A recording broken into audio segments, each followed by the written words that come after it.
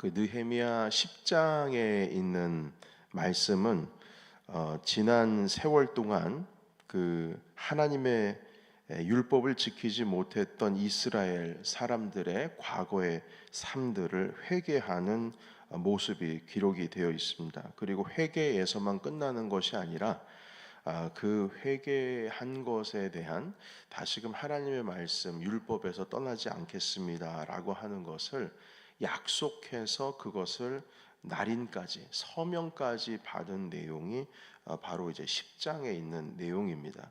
언약을 세우고 제사장 그룹 그리고 레위 그룹 그리고 예루살렘의 지도자 정치인들의 명단을 그 위에 쓰고 직접 그 백성들을 대표해서 서로가 사인을 해서 우리가 이렇게 하겠습니다, 주님. 그 약속 뭐라고 그럴까요? 약속 표라고 해야 되나요? 어떤 문서를 만들었습니다.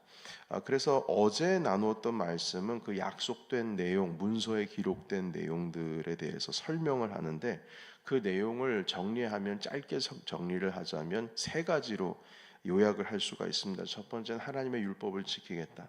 두 번째는 혼인에 대한 것으로 우리들의 자녀들을 이방인들과 결혼시키지 않겠다. 그 두 번째고요. 세 번째는 안식일에 대한 율법입니다.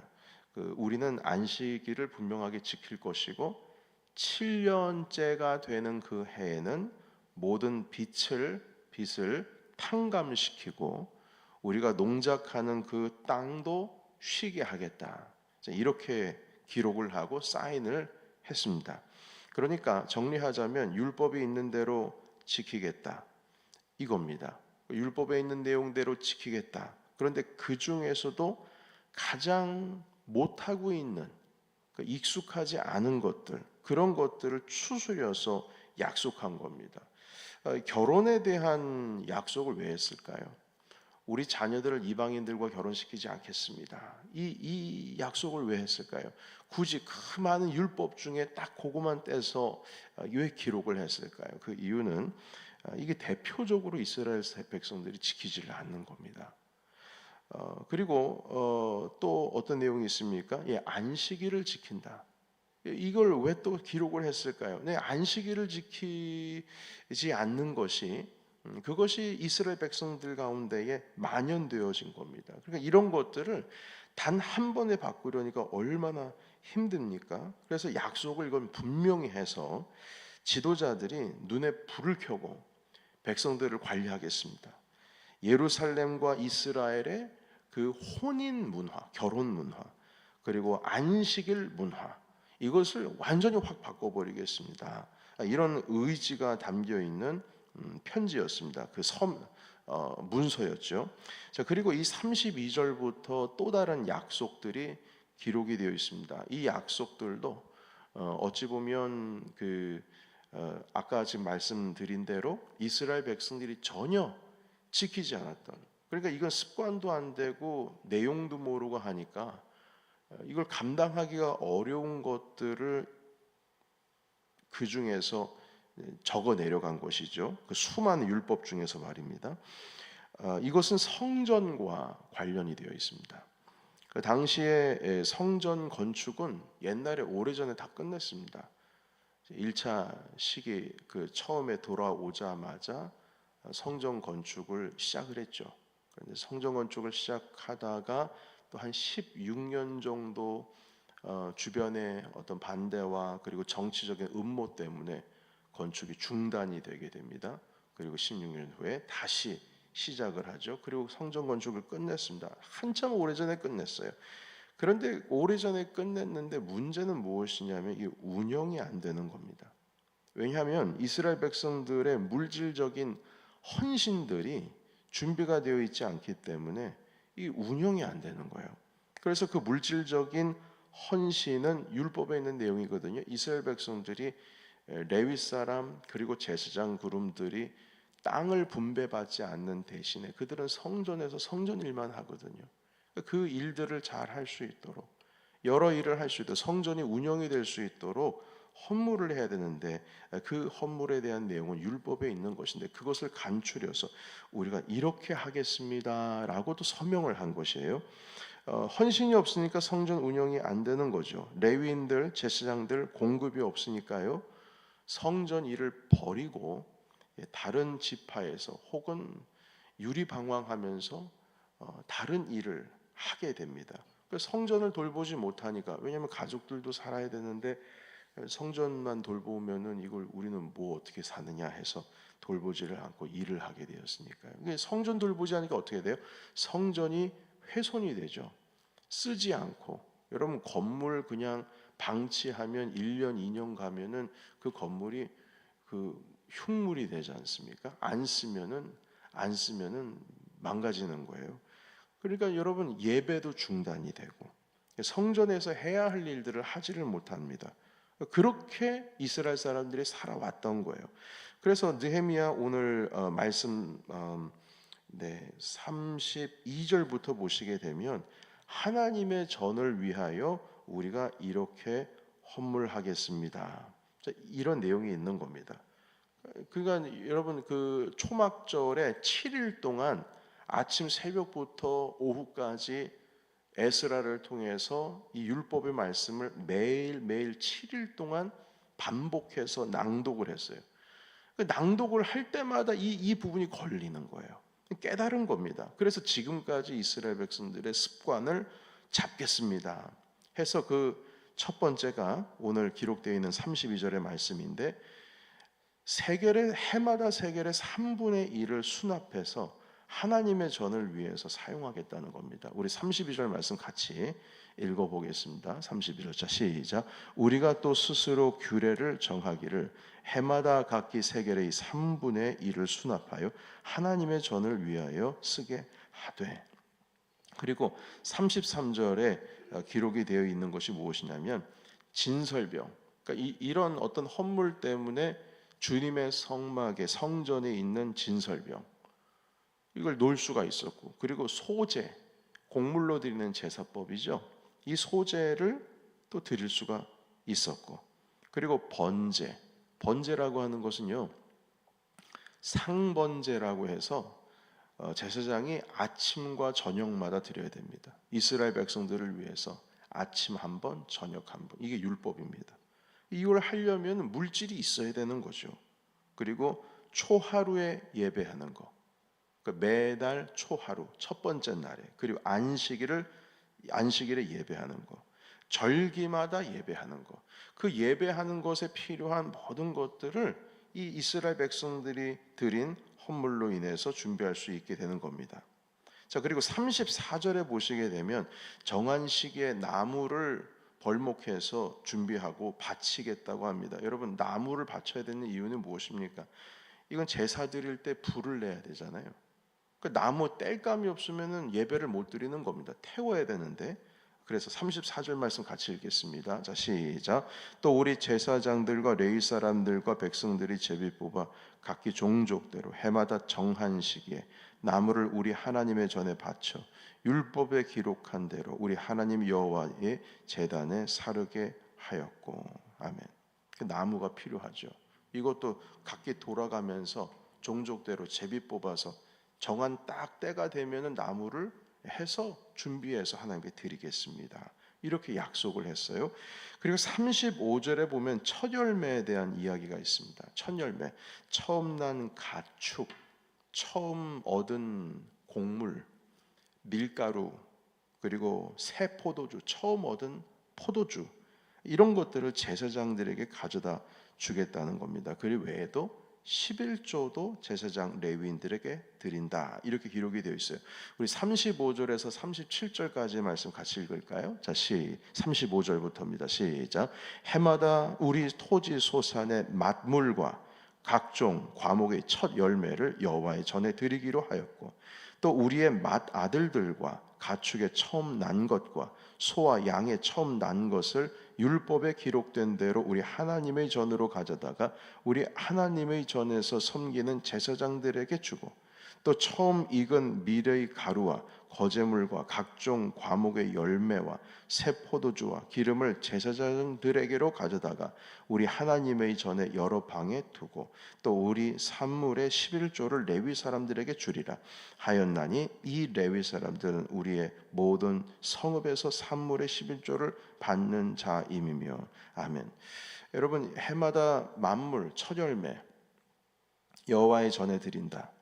그리고 처음 난 것, 가축 이런 것들, 포도주들 율법에 기록된 대로 하나님의 전에서 섬기는 제사장에게 준다. 여러분, 지금 이 모든 것들은요, 제사장들과 레위인들이 온전히 성전에서 그 제사의 의무, 임무를 다할 수 있도록 이 레위인과 제사장들의 생활을 우리들이 책임지겠습니다. 이 말씀입니다. 책임지겠습니다. 그래서 그때 당시에 그 11조라고 하는 것, 첫 열매에 대한 것, 이런 것들이 다 제사장들과 레위인들의 것이 되었습니다. 그들도 가족이 있고 살아야 하기 때문에 그들을 지원해서 성전에만 집중할 수 있도록 돕겠습니다. 이게 다 율법에 있는 내용들이거든요. 자, 그런데 여러분 여기 보시게 되면 제사장들과 레위인들을 챙기는 것이 뭐라고 기록되어 있냐면 여러분 39절 후반부에 보시겠습니까? 39절 후반부에 보시면 같이 읽겠습니다. 자, 시작. 곧 이스라엘 자손과 레위 자손이 거제로 드린 곡식과 새 포도주와 기름을 가져다가 성소에 그릇들을 두는 골방 곧 섬기는 제사장들과 문지기들과 노래하는 자들이 있는 골방에 둘 것이라. 그리하여 우리가 우리 하나님의 전을 버려두지 아니하리라. 아멘. 제사장들에게 드린 그 수많은 헌물들이 있는 창고가 있습니다. 그 창고에도 레위인들조차도 11조를 받으면 그 11조에 대한 또 11조를 준비해서 모아두는 창고도 있습니다. 그리고 제사장들, 문지기들, 노래하는 자들이 있는 골방에 둬서 그들이 생활할 수 있도록 합니다. 그러면서 이 39절의 후반에 보시면 맨 마지막에 보시면 이렇게 기록되어 있어요. 우리 하나님의 전을 버려두지 아니하리라. 그러니까 이 율법을 지금 서명을 한 사람들의 머릿속에는 제사장들과 레위 사람들의 삶을 챙기는 것, 이것도 하나님의 전을 버려두지 않는 것이라고 지금 말씀하고 있는 거예요. 그 모든 것이 하나님께 예배를 드리기 위한 것으로 표현을 하고 있습니다. 그래서 여러분 정리를 하자면 오늘 정리된 세 가지는 성전과 관련되어 있는 것, 예배와 관련되어 있는 것, 그리고 레위인들, 제사장들과 관련되어 있는 것입니다. 여러분, 그래서 지금까지 지금 서명한 이 내용들, 날인한 이 내용들을 보시게 되면 이스라엘 공동체가 영적으로 건강하게 세워지기 위해서는 지금 성벽을 52일 만에 건축을 했어요. 그리고 성전은 이미 오래전에 건축이 다 됐어요. 그래서 된 게 아니라는 겁니다. 건축이 끝났다고 해서 되는 게 아니에요. 물리적으로, 물질적으로 뭐가 완벽하게 채워지고 완성이 되었다고 되는 것이 아니라 기본적으로 이스라엘 백성들이 오늘 주신 말씀에 의하면 물질에 대한 헌신을 하나님 아버지께 있어야 그 영적인 공동체도 세워질 수 있다라고 하는 것을 보여주시는 것입니다. 그런데 당시에 이러한 헌신이 없었습니다. 물질에 대한 헌신이 없으니까 예배를 드리고 싶어도 예배를 드리지 못합니다. 예배를 드리려면 율법에 있는 대로 매일 아침 저녁으로 소, 양 바쳐 하나님께 드려야 하는데 없으면 못 드리는 거죠. 땔감이 있어야 되는데 나무 없으면 태워 못 드리는 거죠.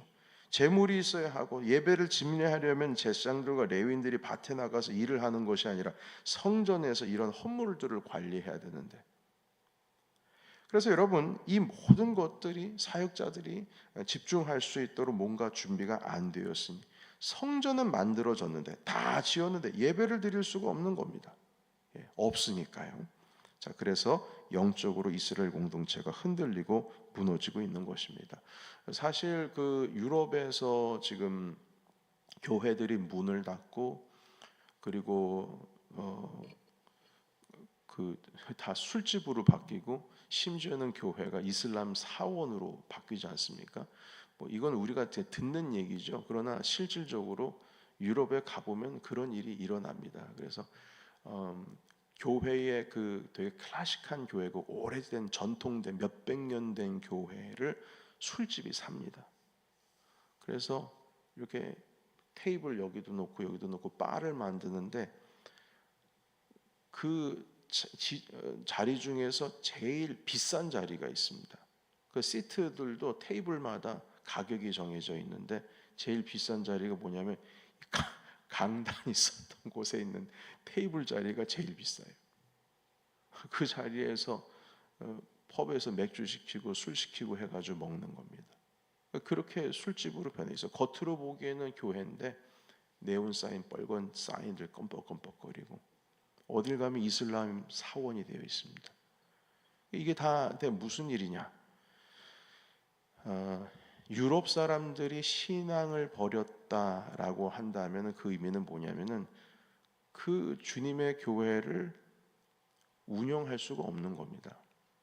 운영이 안 돼요. 물리적으로 안 돼요.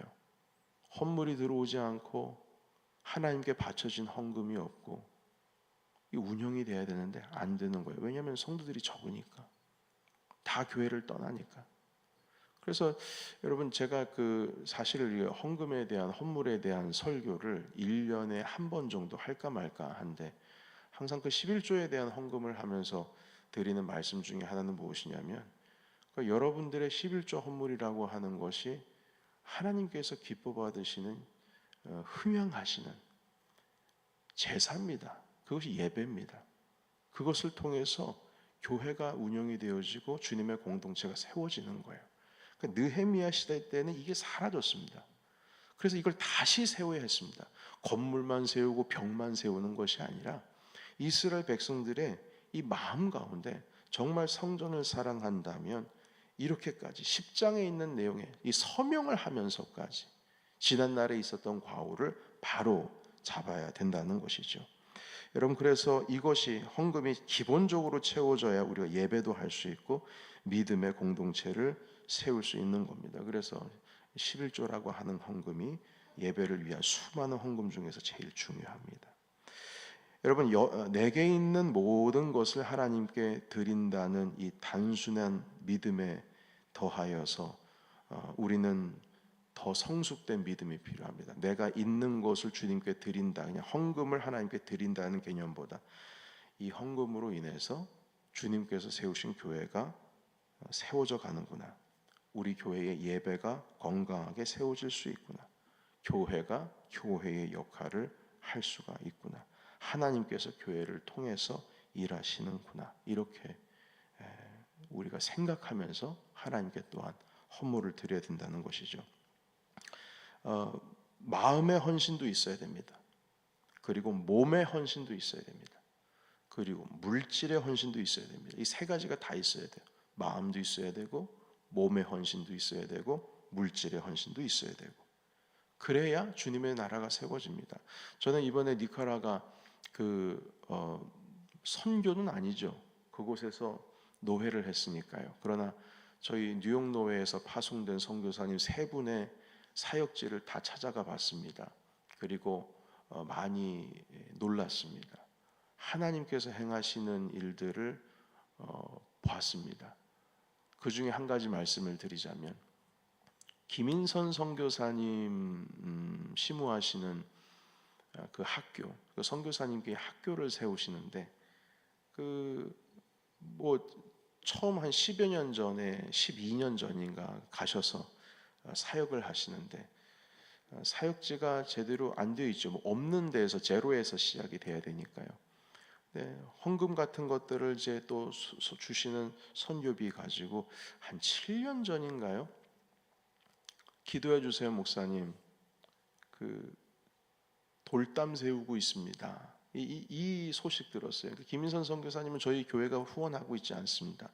그러나 저희에게 때때마다 기도 편지를 정리해서 주시는데 합창단, 어린이 합창단 니카라가 아이들, 할렘가에 사는 빈민촌 사는 아이들을 데려다가 아이들을 훈련시키는데 그들을 유치원부터 이제 양육하는 겁니다.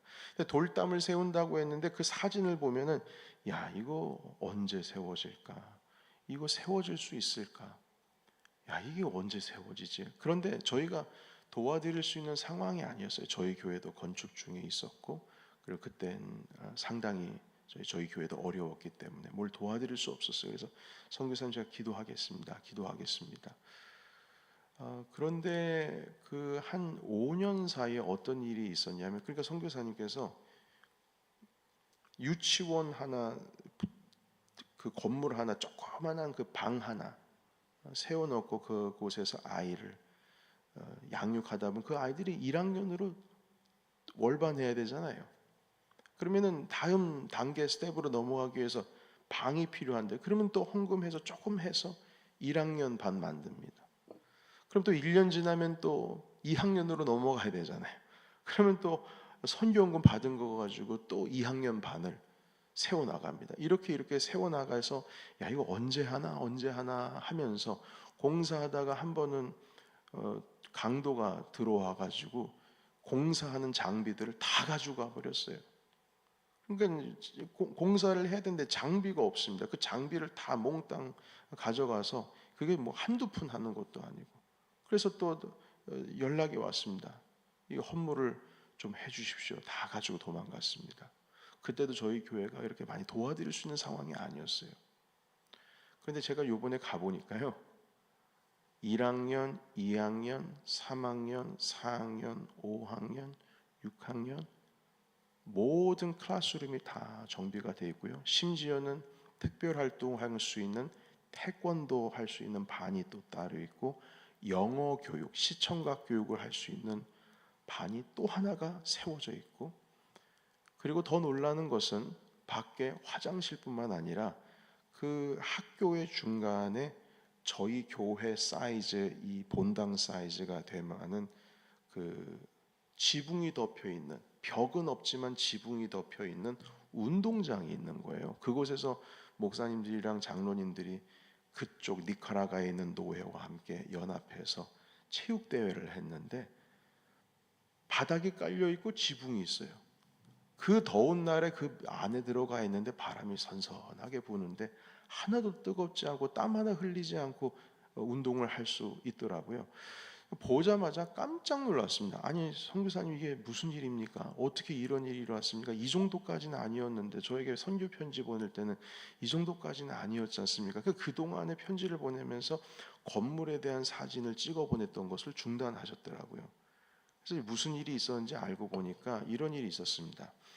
지난 그 3년 동안, 팬데믹 기간 동안에 한국에 있는 어떤 대형 교회에서 선교 기금을 쓸 수가 없었대요. 왜냐하면 단기 선교를 하든 뭐든 해외에 나가서 후원을 하고 움직여야 되는데, 그 교회가 워낙 크니까 단기 선교를 위한 어떤 선교 헌물도 많이 준비가 되었어야 되는데, 준비가 되어진 그것이 예산 안에는 되어 있는데 집행을 못한 거, 왜냐하면 나가지를 못하니까요. 그러다가 그 교회의 담임 목사님이 그 젊었을 때에 모 교회에서 자기의 본 교회 마더 처치에서 가리키던 조그만한 학생이 있었습니다. 그 학생을 양육하고 그 학생이 청년이 될 때까지도 양육하고 가르치고 했었는데, 선생님이어서 나중엔 전도사가 돼서도 그 학생을 가르치시고 하셨던 것이죠. 그런데 그 학생이 커서 선교사가 됐습니다. 그리고 나서 파송돼서 선교를 했는데, 그 선교사, 여자 선교사님, 그 여자분이 누구시냐면 김인선 선교사님의 아내 되시는 분이세요. 그래서 그 대형 교회에서 김인선 선교사님의 그 사역에 대한 내용을 듣고 그 선교 헌금을, 그러니까 뭐라 그럴까요, 단기 선교로 다 내보내려고 했던, 준비하려고도 했던 헌금을 그 니카라과에 헌금을 하신 거예요. 그래서 그 학교가 온전하게 세워졌더라고요. 그래서 저는 우리 노회에 계시는 장로님들이나 목사님들도 깜짝 놀랐습니다. 아니, 갑자기 어떻게 이렇게 세워질 수 있었냐고. 주님께서 하셨습니다. 해서 팬데믹 기간 동안에 오히려 그 공동체는 더 건강하게 세워졌습니다. 뒷문을 열면은요 빈민촌이에요. 앞문은 넓은 도로가 있고, 그래서 차를 타고 이렇게 들어가는데 들어가면서도 아이들이 깨끗한 옷을 입고 바지를 입고 공부를 하고 있더라고요. 그래서 저는 이 학생들이 무슨 한 중산층 이상 대단한 어떤 그 아이들에게 교복을 맞출 수 있을 정도에 대한 물질이 있는 가정인 줄 그 정도로 되지 않을까라는 생각을 했었는데, 알고 보니까 뒷문 열면은 거의 빈민촌에 있는 아이들이 거기서 공부를 하고 있는 거예요. 여러분 이게 무슨 어떻게 일어날 수 있었을까요? 저는 맨 처음에 돌담 하나 그냥 뭐 세운다라고 하는 말씀 들을 때 기도만 해드렸었는데 이게 어떻게 이런 일이 일어난 것일까요? 예, 그 일은 주님께 올려드린 헌물 때문에 이루어진 겁니다. 선교는 기도로 하는 거 맞습니다. 선교는 믿음으로 하는 게 맞습니다. 근데 물질도 있어야 됩니다. 그래서 동 하나하나를 보니까 그 반 하나, 클래스룸 하나를 보니까 그 안에 머릿돌 같은 것들이 다 있더라고요. 이 클래스룸은 어느 교회에서 주신 헌물로 세워졌습니다. 또 다음 가니까 이 반은 어느 교회에서 주신 헌물로 세워졌습니다. 그래서 각 방마다 그 사인이 붙어 있더라고요. 선교사님이 그러시더라고요. 거기 계신 노회원들에게, 저희가 지금 6학년까지 됐는데 내년이면 이 중학생 올라갑니다. 그 공토가 아직 남아 있어요. 학생들이 공부해야 할 그 빈민촌의 아이들이. 그럼 중학교 1학년 가면 또 2학년도 가야 되지 않겠습니까? 그래서 선교사님이 가지고 있는 생각은 그것이 고등학교까지 돼서 나중에는 이 학교를 졸업한 학생들이 함께 예배할 수 있는 교회도 질 예정입니다 하면서 교회가 질 공터도 보여주시더라고요. 저는 마음에, 아니 이 많은 교회들, 이 작은 교회들, 그 교회들도 조금씩 헌물해서 이 동 하나 그 클래스룸 하나 지어서 이렇게 하나님께 드리는데 우리 교회도 좀 이름 하나 저쪽에 하나 감당하면 좋겠다, 이런 생각이 제 마음 가운데 들면서 기도 잠시 하고 그리고 나서 돌아왔습니다. 물론 선교사님과 약속한 건 아닙니다. 제 마음이 그랬다는 겁니다. 이 말씀을 장황하게 여러분들께 드린 이유는 무엇이냐면, 주님의 성전과 하나님 나라의 일은 마음의 헌신 가지고만은 안 됩니다. 몸의 헌신 가지고만은 안 됩니다. 선교사님들이 몸의 헌신을 해서 그 자리에 가 있다 할지라도 결국 우리 모든 교회의 공동체의 일원들이 물질의 헌신이 없으면 선교도 안 되는 거예요. 교회도 세워지지 않습니다. 그리고 예배도 진행을 할 수가 없습니다. 그래서 유럽교회 무너지는 겁니다. 오늘 마음의 헌신, 몸의 헌신, 물질의 헌신, 이것을 하나님께 드리겠습니다 해서 정치인들, 레위인들, 제사장들 다 사인하고 날인했습니다. 그것이 오늘 10장에 있는 말씀입니다. 그렇게 10장 39절로 그 내용을 오늘 마무리하고 있습니다.